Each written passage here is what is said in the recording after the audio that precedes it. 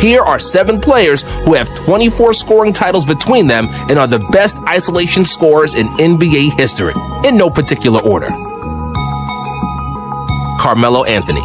Isolation at the high post, three-point shooting, driving past slower defenders, and many mid-range shots were almost an unguardable offense cocktail when he'd get hot. Carmelo's offensive game, although very old-fashioned by today's standards, was extremely effective in his prime. With a quick first step for a player of his size, perfect footwork, deceptive athleticism, a developed post play, and a jump shot that was smooth like butter, Carmelo was one of the toughest players to guard in the history of the league. His game was never really suited for speedy systems of George Karl and Mike D'Antoni, but when his coaches needed a bucket in the half court, they'd cross all their actions and simply give the ball to Melo. What made Anthony great was his determination and skill to make tough shots when the team needed them the most.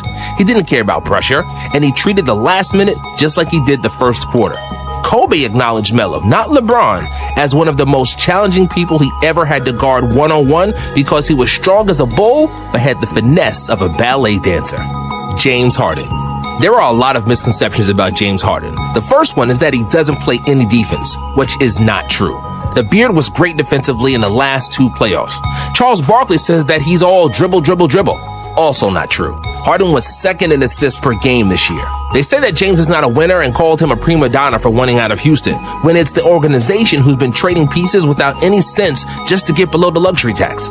But what nobody is saying is that James Harden can't score. His step backs and driving to the left were so effective and so ridiculously unguardable that the coaches would instruct their players to defend Harden from behind just to force him to the right. However, even if you take some of the things away, Harden can't be neutralized, and you have to pick your poison with him. His scoring numbers in Houston were outmatched by only Wilt Chamberlain in the 60s. But despite the insane usage rate, despite the enormous amount of threes, Harden is still among the league leaders in efficiency year after year. That's because Harden is not your usual ball hog who's only looking to pump his numbers. He's also a willing passer, and if the defense overcommits, he'll find an open man with surgical precision. He's a true nuclear triple threat, a guy who can dribble, pass and shoot, and he can be your team's entire offense scheme if you need him to. Harden's ability to raise up for a shot from anywhere in the court in any given moment, to draw fouls at a historic rate, and to create for himself and others regardless of who else is on the court, made him one of the best scorers ever. Kyrie Irving. Kyrie Irving is an astonishing finisher who can get buckets from all sides of the court any way he wants to over any defender. Because he's completely ambidextrous, he can dribble and finish around the rim with either hand. And because he can also jump from both feet, it's impossible to predict what he's going to do next. He's the best ball handler that ever lived, and he's one of the guys you'd buy a ticket to watch play, with the endless combination of hesitations, crosses, spins, or fakes. Watching Kyrie dance over a helpless defender often looks like Harlem Globetrotters playing against Washington Generals or one of his Uncle Drew commercials. He's also one of the most efficient scorers in the game today, and his clutch gene was proven in the playoffs when he made one of the most important shots in NBA history. Allen Iverson. AI was only 5'11" and change, but he was usually the biggest personality on every court he's ever played on.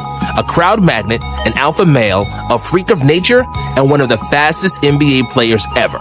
A guy that never lifted weights and was one of the smallest guys in the NBA, but still one of the most respected and most feared at the same time. Why was everybody afraid? Because Allen was a killer who could embarrass you in the blink of an eye with his speed and ball handling. Iverson had the whole league on skates, and there was probably not a single guard from the 90s and early 2000s who hasn't been crossed over by AI.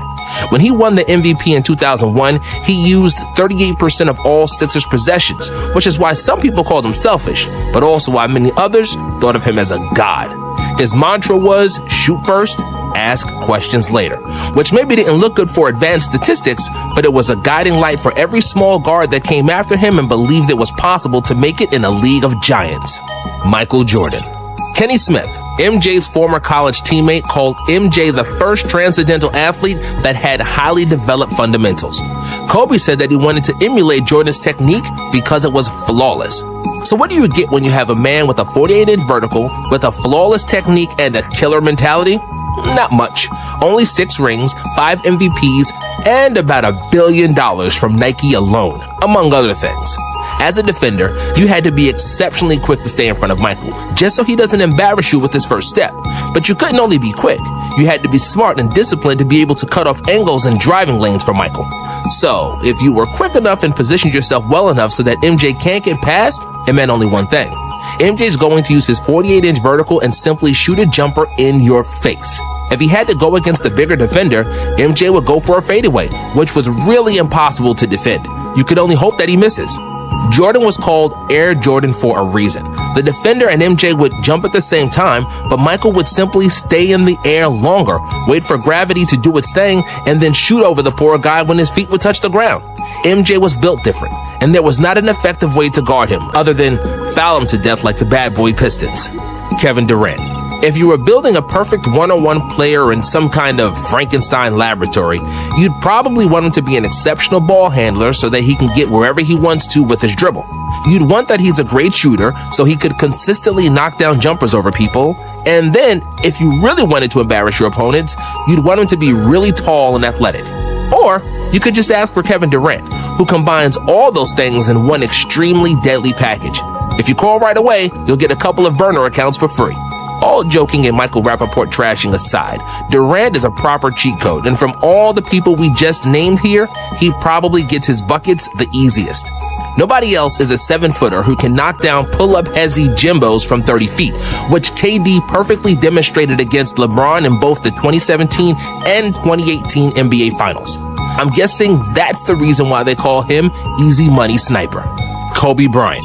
When he was asked about who would win in a one-on-one game between him and LeBron, without any hesitation, Kobe said that it would be him and that he'd win in his sleep. Mamba also said that he was the best one-on-one player ever and that he never lost in a one-on-one game. Not to a two-time scoring champ Tracy McGrady, not to Reggie Miller, Grant Hill, or any other NBA player he faced over the years. Even as a rookie, he roasted Nick Van Exel and Eddie Jones, two of the best guards in the league at the time.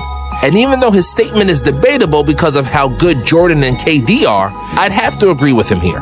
When it came to scoring, Kobe had counter moves for every move a defender might try. He was a basketball savant, and he mastered every aspect of the basketball game, practicing every move to exhaustion. That's why many people believe he was the most offensively skilled player that ever played. When it comes to stopping other people from scoring, Kobe was one of the best ever to do it on that end of the floor, too. Just like Jordan, Kobe was a defensive ace in his prime, and he's made 12 all-defensive teams during his career, the second most in NBA history.